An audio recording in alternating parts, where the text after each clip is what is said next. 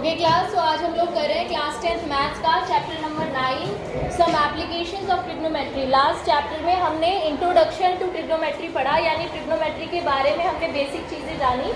और आज की क्लास में हम लोग इस जो टॉपिक है ट्रिग्नोमेट्री, इसका रियल लाइफ में एप्लीकेशन कहाँ पर है, किस तरह की प्रॉब्लम्स को सॉल्व करने के लिए हम ट्रिग्नोमेट्री का यूज़ करते हैं, उस तरह के क्वेश्चंस हमें इस चैप्टर में देखने को मिलेंगे कि ट्रिग्नोमेट्री का रियल लाइफ में, रियल वर्ल्ड में क्या यूज़ है, कहाँ कहाँ यूज़ होती है।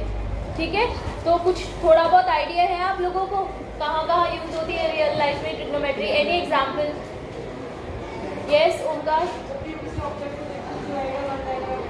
जब भी किसी ऑब्जेक्ट को हाँ वहाँ यूज़ होता है, उससे क्या होता है, फ़ायदा क्या होता है? मतलब हमने ऑब्जेक्ट को देखा, आपने कहा उस वक्त एक राइट एंगल ट्रायंगल बन रहा होगा, वहाँ पे ट्रिग्नोमेट्री यूज़ होती है। किस तरह से, in what way? In what way? किस, उस ऑब्जेक्ट की, उस बिल्डिंग की। ठीक है, ओके। तो यस राइट, हमें हाइट ऑफ द ऑब्जेक्ट्स निकालने में मदद मिलती है ट्रिग्नोमेट्री के एप्लीकेशन से। ये बहुत प्रोमिनेंट एप्लीकेशन आपने बताया। इसके अलावा भी क्या हम कुछ और, सपोज हमें उस बिल्डिंग की हाइट पता है, तो अब दूसरी चीज़ और हम क्या फाइंड कर सकते हैं, और क्या फाइंड कर सकते हैं? कौन सा डिस्टेंस? जहाँ हम खड़े हैं वहाँ से लेके उस बिल्डिंग तक का डिस्टेंस। ठीक है, कुछ इस तरह के क्वेश्चंस आपको आप हैप्पी कि आप लोगों ने थोड़ा सा इसका बेसिक नॉलेज आपने ले लिया है, तो it will be easy to cover, right? So let's start. सबसे पहले हम जानेंगे कुछ टर्म्स के बारे में। Please close the door. सबसे पहले कुछ बेसिक टर्म्स के बारे में जानेंगे। देखिए, मैं एक एग्जाम्पल के थ्रू आपको समझाऊंगी। मान लीजिए ये एक बिल्डिंग है और इस पॉइंट से इस पॉइंट पर आप हैं, यहाँ से आप इस बिल्डिंग के टॉप को देख रहे हैं। ठीक है, इस बिल्डिंग के टॉप को देख रहे हैं, जहाँ पर इस बिल्डिंग की हाइट खत्म हो रही है, उस पॉइंट को देख रहे हैं। तो ये वाली जो लाइन यहाँ पर बनेगी, क्या कोई बता सकता है इस लाइन को हम क्या कहते हैं? मैंने आपको पढ़कर रेंज, बेस। ये तो राइट एंगल ट्रायंगल में आपने पढ़ा था। राइट एंगल ट्रायंगल अगर आप इसे कंसीडर कर लें, तब इसे हम बेस कहेंगे, और वो भी बेस हम तब कहेंगे जब थीटा यहाँ बन रहा हो। इस लाइन को यस क्या कहते हैं हम इसको? Horizontal line. ठीक है, तो दिस इज हॉरिजॉन्टल लाइन। आपको पता है ना, दो तरह की लाइंस होती है, horizontal line and vertical line. ये हॉरिजॉन्टल लाइन है, और स्ट्रेट लाइंस जो होती है वर्टिकल लाइंस बोलते हैं हम।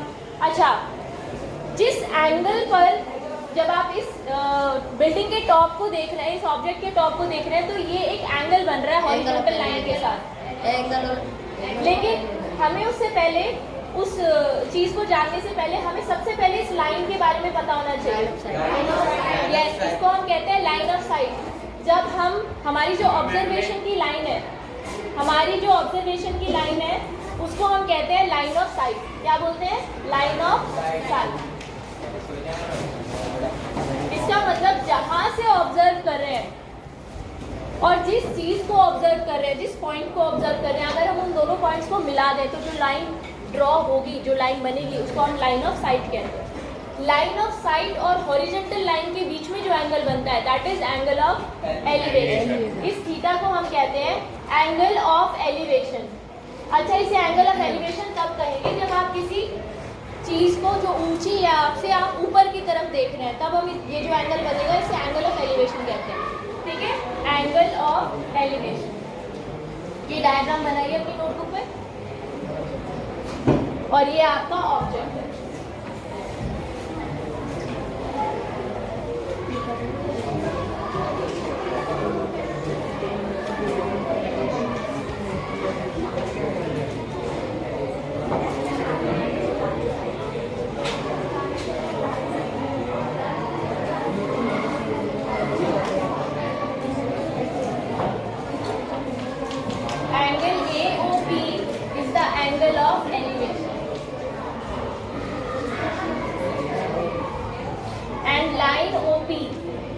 line OP is line of sight.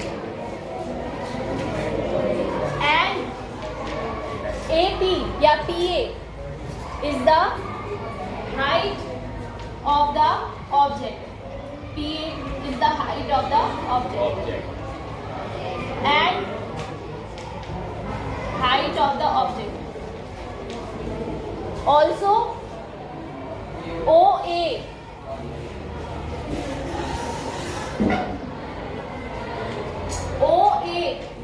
is the distance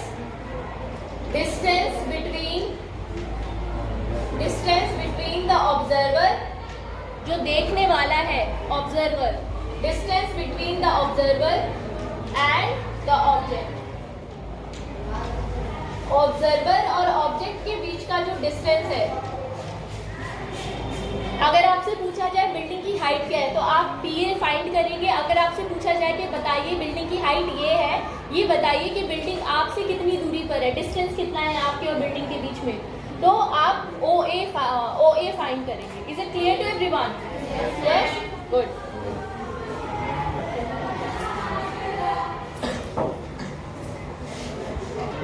आप कुछ इंपॉर्टेंट टॉपिक्स देख लेते हैं. कुछ पॉइंट्स मैं बोल रही हूँ, इसको समझना ध्यान से. A plane level parallel to earth surface is called the horizontal plane level. यानी कि बेसिकली ये जो अर्थ का लेवल है, ज़मीन का जो लेवल होता है ग्राउंड लेवल, उसी को हम हॉरिजॉन्टल लेवल बोलते हैं. फिर आप देखिए, सोचने वाली बात ये है कि फर्स्ट पॉइंट तो मैंने आपको बताया कि जो हॉरिजॉन्टल लाइन होती है ये और कुछ नहीं बल्कि ग्राउंड लेवल है. ठीक है, अर्थ का जो लेवल है दैट इज हॉरिजॉन्टल लाइन. दूसरी बात ये है कि जैसे आप इस थीटा को आप इमेजिन कीजिए कि आप यहाँ पर खड़े हैं. आप जितना इस बिल्डिंग के पास आते जाएंगे आपको क्या लगता है थीटा इंक्रीज होगा या डिक्रीज होगा? डिक्रीज वाले बच्चे हाथ उठाइए जो जिनको लगता है थीटा डिक्रीज होगा, कम होगा. ओके, एक ही बच्चा है पूरी क्लास में? 2. और इंक्रीज होगा कैसे एक्सप्लेन कर सकता है कोई? थीटा इज नथिंग बट, आप अपने सर को कितना ऊपर उठा रहे हैं बिल्डिंग को देखने के लिए. आप जितना पास जाएंगे बिल्डिंग, इसे इस तरीके से समझ सकते हैं, आप जितना पास जाएंगे बिल्डिंग के आपको सर और ज़्यादा उठाना पड़ेगा. एंगल बढ़ रहा है. आ रहा है समझ में? यस. तो ये याद रहेगा आपको, जितना आप ऑब्जेक्ट के पास होंगे एंगल ऑफ एलिवेशन उतना ही ज़्यादा होगा, थीटा बढ़ेगा. जितना आप दूर जाएंगे इससे थीटा उतना कम होगा. क्लियर है ये? डिस्टेंस कम होगा, थीटा बढ़ेगा. यहाँ लिख लेते हैं हम, डिस्टेंस कम होगा तो थीटा बढ़ेगा, एंगल ऑफ एलिवेशन बढ़ेगा. ठीक है, और डिस्टेंस वाइस वर्सा, यानी डिस्टेंस ज़्यादा होगा तो थीटा कम होगा. ठीक है,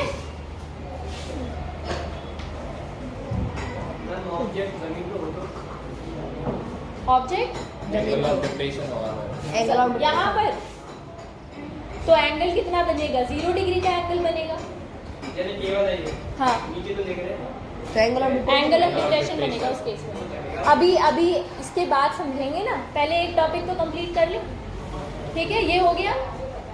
चलिए अगला पॉइंट ये होगा, थर्ड पॉइंट देखिए कि अगर height of the tower double कर दी जाए और डिस्टेंस जो ऑब्जर्वर और फुट ऑफ द टावर के बीच में है वो भी डबल कर दिया जाए तो जो एंगल ऑफ एलिवेशन है वो सेम रहता है. इसका क्या मतलब हुआ? इसका मतलब ये हुआ, देखिए एक चीज़ और समझिए, अगर ऑब्जेक्ट की हाइट है ये बढ़ेगी या घटेगी, क्या थीटा पे कोई असर पड़ेगा? क्या थीटा कम होगा या ज़्यादा होगा? अगर मान लीजिए इसकी हाइट मैंने आधी कर दी सपोज, आपको क्या लगता है थीटा क्या होगा? डिक्रीज होगा, कम होगा. थीटा कम होगा तो हाइट बढ़ेगी तो थीटा बढ़ेगा, हाइट कम होगी तो थीटा कम होगा. तो डायरेक्ट प्रोपोर्शनल हो गया. डायरेक्टली प्रोपोर्शनल है, एग्जैक्टली. अब बात सुनिए, अगर हाइट को डबल कर दिया जाए और डिस्टेंस को भी डबल कर दिया जाए तो ओवरऑल थीटा पे क्या फर्क पड़ेगा? इक्वल रहेगा, सेम रहेगा, क्योंकि यहाँ पर उल्टा हो रहा है और यहाँ पर बिल्कुल सेम हो रहा है. तो ऑब्वियसली हाइट डबल कर दी और डिस्टेंस भी डबल कर दिया तो थीटा सेम रहेगा. याद रखिए बात, very simple to understand. But आप अगर इसे प्रॉपरली करके देखेंगे, नोटबुक में करके देखेगा, ये चीज़ बिल्कुल सेम आपको समझ में आएगा। ऐसा एक राइट एंगल ट्रायंगल बनाएगा, एक केस में हाइट और डिस्टेंस कुछ रखिएगा, दूसरे केस में हाइट और डिस्टेंस डबल कर देना और थीटा को मेजर करना, theta will be same. Clear है? यस, करके देखिएगा आज इसे। चलिए, क्या मैं इसे इरेज कर दूँ?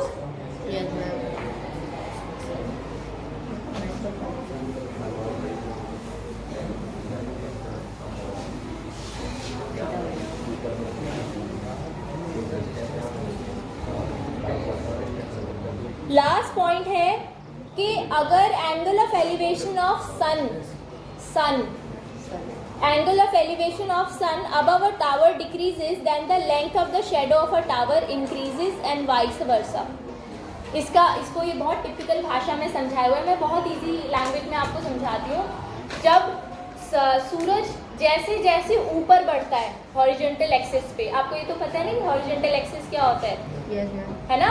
हॉरिजॉन्टल एक्सिस से अर्थ बेसिकली कुछ इस तरह से अगर है, सूरज यहाँ से निकल रहा है, तो जैसे जैसे सन ऊपर की तरफ आता है, एंगल ऑफ एलिवेशन बढ़ता है, वैसे वैसे जो शेडो है वो छोटी होती जाती है।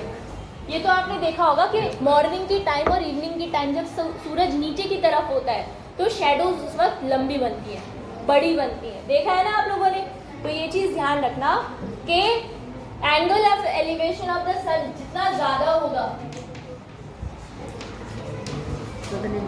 जितना सूरज छोटी बनेगी, हाँ, angle of elevation of sun जितना ज़्यादा होगा, शेडोज उतनी बड़ी बनेगी, शेडोज की लेंथ उतनी बड़ी बनेगी। यहाँ लिख दो नीचे, लेंथ ऑफ शेडोज उतनी कम होगी।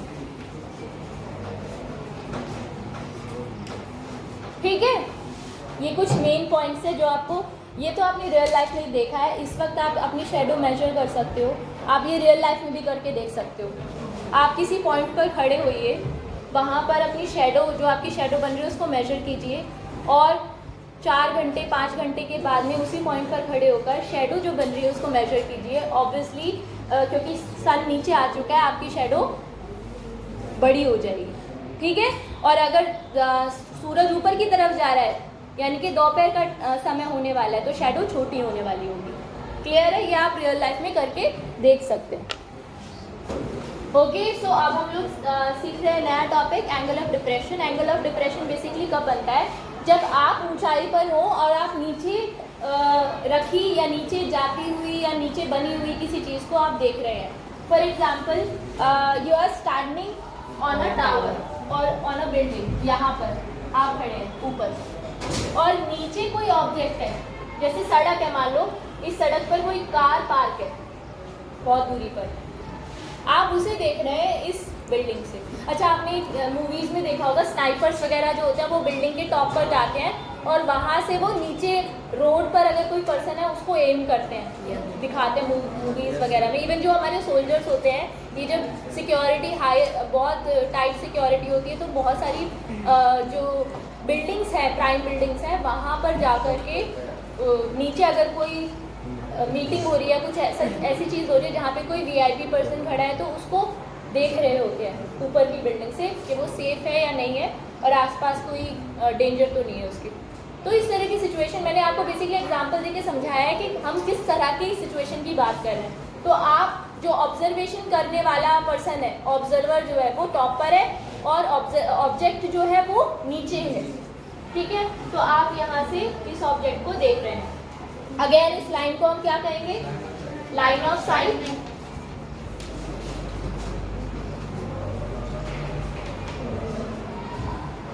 Horizontal line,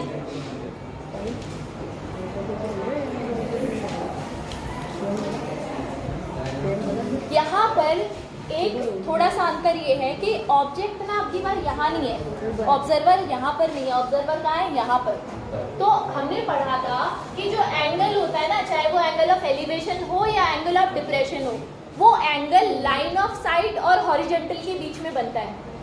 line of site और हॉरिजॉन्टल लाइन के बीच में बनता है। तो ये रही लाइन ऑफ साइट और हॉरिजॉन्टल ये रहा। एंगल ये तो हो नहीं सकता। क्यों नहीं हो सकता? क्योंकि ये ऑब्जर्वेशन पॉइंट तो ये है हमारा, यहाँ से ऑब्जर्व कर रहे हैं, तो एंगल यहाँ पे बनना चाहिए। फिर क्या किया जाए, तो हॉरिजेंटल लाइन जो है हमारा एंगल अल्टीमेटली एंगल ये सेम ही आएगा, लेकिन प्रॉपर एंगल जिसे हम एंगल ऑफ डिप्रेशन कहते हैं वो बनता कहाँ पर है, वो यहाँ पर बनता है ऊपर। तो ये हॉरिजेंटल लाइन जो है इसके ही पैरेलल एक इमेजिनरी हॉरिजेंटल लाइन हम बनाते हैं, इसके पैरेलल एक लाइन ऊपर बनाइए, ठीक है। ये हॉरिजेंटल लाइन है, ये लाइन ऑफ साइट है, ये पॉइंट ऑफ ऑब्जर्वेशन है, तो एंगल कहाँ बनेगा, यहाँ पर। समझ में आ गया, ठीक है। तो ये इस एंगल को हम क्या कहते हैं, this is angle of depression. Is it clear to everyone? Yes, ठीक है। अब क्योंकि ये इमेजिनरी लाइन है और जब हम न्यूमेरिकल सॉल्व करेंगे तो हमें थोड़ी सी दिक्कत आ सकती है, क्योंकि डिस्टेंस हवा में तो हम नहीं मेजर कर सकते।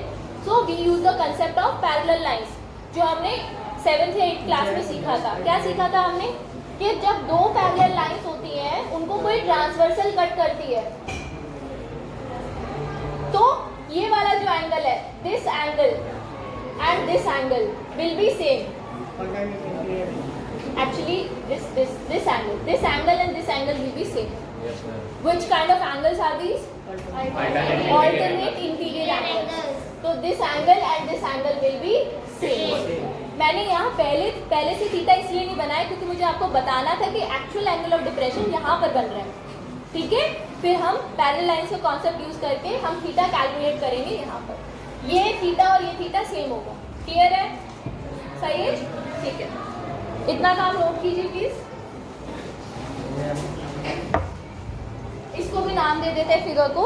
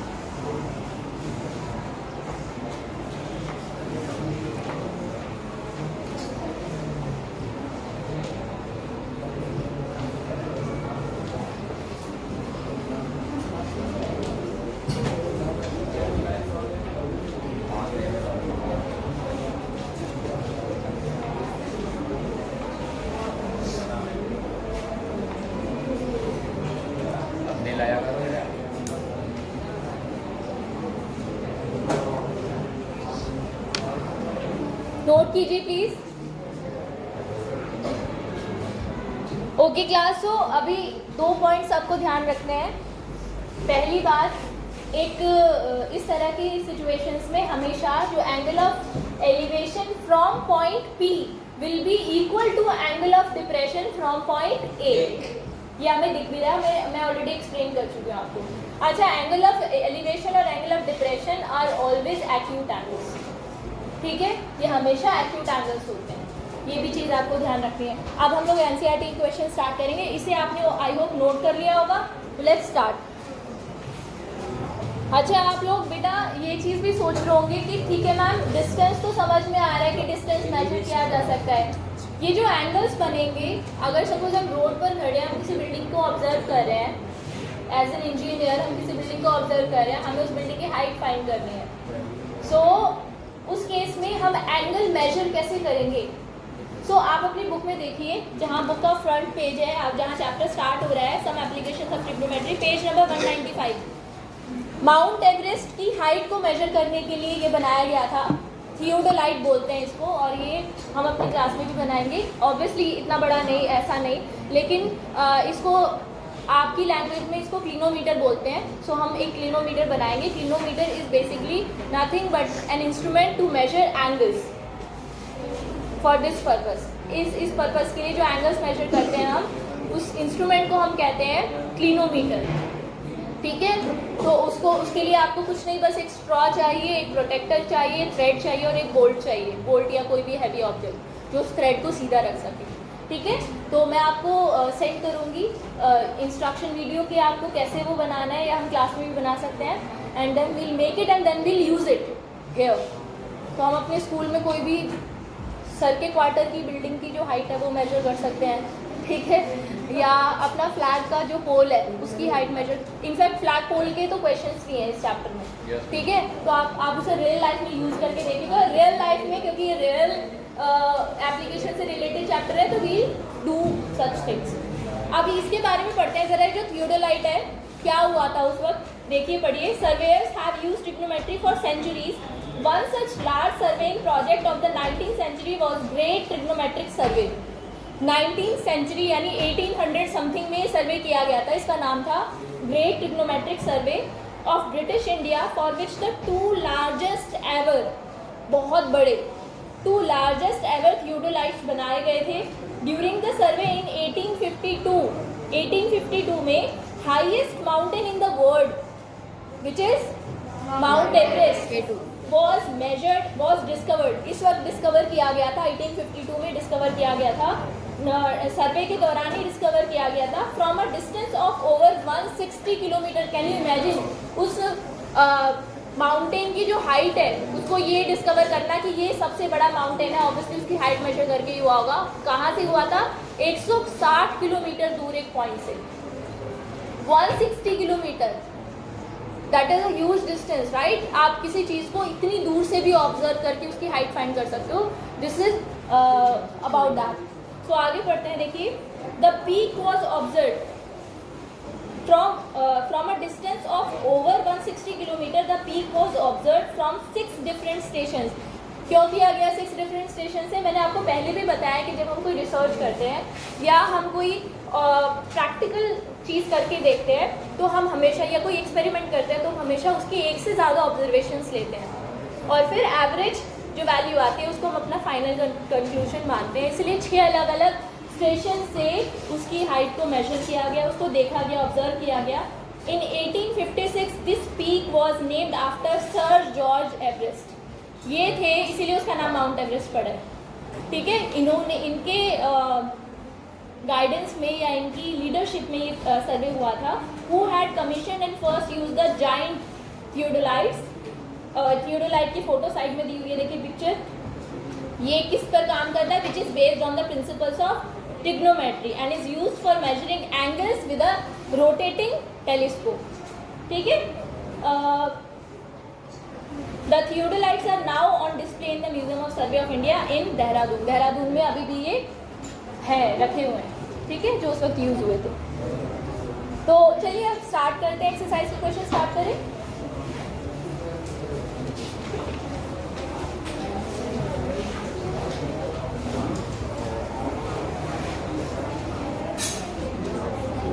क्वेश्चन नंबर 1,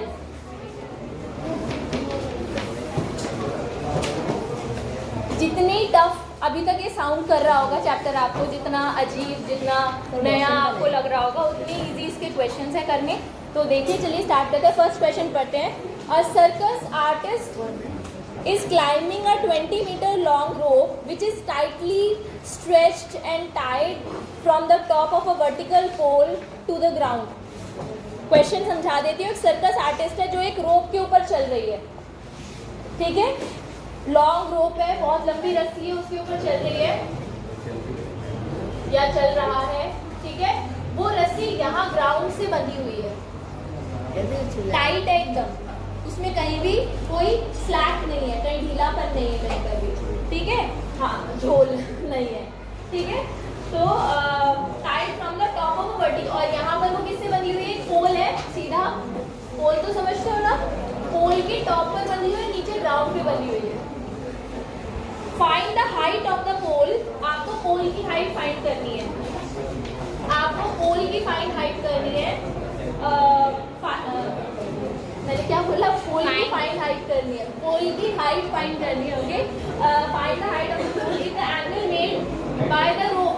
अगर ये सुनो, आप क्वेश्चन सुनो, यहाँ से हमें पता लगाना है एंगल कौन सा दिया हुआ है। If the angle made by the rope with the ground level ये है, इसके साथ एंगल बन रहा है कितने डिग्री का, 30 डिग्री। थीटा दिया हुआ है आपको क्वेश्चन में 30 डिग्री। तो आपको पोल की हाइट निकालनी है, ठीक है। और कुछ दिया हुआ है 20 मीटर लॉन्ग रोप, आपको रोप की लंबाई पता है। Actually now this is going to be very simple. आप कहोगे मैम इतना कुछ सोचा था इसके बारे में, ये तो कुछ भी नहीं निकला है, तो इट्स वेरी सिंपल क्वेश्चन। तो चलिए पोल की हाइट को हम h मान लेते हैं, ठीक है। हाइट को हम h मान लेते हैं, पोल की जो हाइट हमें फाइंड करनी है उसको हम h मान लेते हैं, हमें ये मालूम है। Now this is a right angle triangle. अब अपनी याददाश्त को थोड़ा सा जगाइए और याद कीजिए हमने पिछले चैप्टर में क्या पढ़ा था। हमने पिछले चैप्टर में पढ़ा था, अच्छा ये क्या है, हाँ obviously now this is theta, है ना। थीटा यहाँ पर है, तो ये वाली जो लाइन होगी इसे हम क्या कहेंगे, base. And this line is perpendicular, ठीक है। This line is hypotenuse. अब वही कॉन्सेप्ट हमने प्रीवियस चैप्टर में यूज किया, यहाँ हम उन्हें अप्लाई करेंगे, ठीक है। सो हमें बेस से तो मतलब है नहीं, इन्होंने डिस्टेंस नहीं पूछा हमसे, इन्होंने डिस्टेंस की बात नहीं की, इन्होंने कहा है सर ये बोला कि हाइट निकालो पोल की। h आपको पता है, p आपको निकालना है। कौन सा ट्रिग्नोमेट्रिक रेशियो याद आ रहा है दिमाग में, h और p वाला, h और p वाला, साइन या कॉसेक कुछ भी यूज कर सकते हो। तो आपको पता है कि साइन थीटा जो होता है that is p upon h, और हमारे केस में जो p है वो क्या है, ab अपॉन हाइपोटेन्यूज कितना है, ac। AB की लेंथ कितनी है हमें नहीं पता, उसको हमने स्मॉल h मान लिया है ना। और AC की लेंथ कितनी है पता है ना हमें, 20। चलो अभी थीटा हमें मालूम है क्या, यस। तो थीटा की जगह हम कितना पुट करेंगे, 30 डिग्री। साइन 30 डिग्री, क्या आपको साइन 30 की वैल्यू मालूम है, यस वी नो, है ना। तो साइन 30 की वैल्यू कितनी होती है, 1/2। साइन 30 की जगह मैंने क्या रख दिया, 1/2। आ रहा है समझ में सबको, इज इक्वल टू क्या है, h अपॉन 20। क्रॉस मल्टीप्लाई करो तो 2h is equal to 20 and h की वैल्यू आ गई 20/2 which is equal to 10 metre. यानी ये जो पोल है इसकी हाइट आ गई 10 मीटर। कितना इजी क्वेश्चन था, समझ में आ गया। चलो नोट करो इसको जल्दी।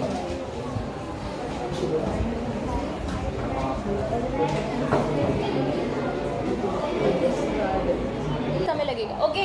सो सेकंड क्वेश्चन है, सेकंड क्वेश्चन मैं क्विकली एक्सप्लेन करती हूँ, बिल्कुल फर्स्ट जैसा है, बस लैंग्वेज में फंस सकते हो, क्वेश्चन समझ आ जाएगा तो कर लोगे। लिखिए मतलब सुनिए, a tree breaks due to storm. एक पेड़ है, लंबा सा कोई पेड़ है, ठीक है, ये तूफान आने की वजह से ये टूट गया। तो जनरली आपने देखा भी होगा जब बहुत तेज़ हवा या बारिश होती है तो ऐसे पेड़ टूट जाते हैं, तो वो रूट से कम टूटते हैं, बीच में से ज़्यादा टूटते हैं क्योंकि नीचे से वो ज़्यादा स्ट्रांग होते हैं, ठीक है। तो सपोज मान लो यहाँ से टूट गया और टूट के वो नीचे गिर गया, तो ये यहाँ से टूट के कुछ इस तरह से ज़मीन पे गिर गया, इसका ऊपर वाला पार्ट आ गया समझ में, ठीक है। अब वो ग्राउंड को टच कर रहा है ये वाला पार्ट। आगे क्वेश्चन में बोला इन्होंने जो टॉप ऑफ द ट्री है वो ग्राउंड के साथ एंगल बना रहा है कितने डिग्री का, 30 डिग्री। 30 डिग्री इन्होंने कहा है, क्वेश्चन में आगे बोला है कि अगर distance between the foot of the tree and distance between the foot of the tree to the point where the top touches, यानी इसके बीच का डिस्टेंस, ये वाला डिस्टेंस अगर ये 8 मीटर हो तो इस पूरे ट्री की हाइट निकालिए। तो यहाँ पे ऑब्वियसली थीटा यहाँ बन रहा है, तो अगेन ये बेस होगा, ये परपेंडिकुलर होगा और ये एज होगा। तो आप सब इसमें 2 बार आपको ट्रिग्नोमेट्रिक रेशियो लगाने पड़ेंगे। सबसे पहले आप ये परपेंडिकुलर निकाल लो। कैसे, P और B के बीच में कौन सा रेशियो होता है जल्दी बताओ, tan थीटा। तो tan 30 डिग्री का फॉर्मूला लगा के आप P निकाल लो, P आ जाएगा तो आप H निकाल लोगे। कौन सा रेशियो लगाओगे P और H के बीच में, साइन, और फिर P और H की दोनों वैल्यूज को ऐड कर देना, टोटल ट्री की हाइट आ जाएगी। क्लियर है, ट्राई करना इस क्वेश्चन को, नेक्स्ट क्लास में ट्राई करेंगे।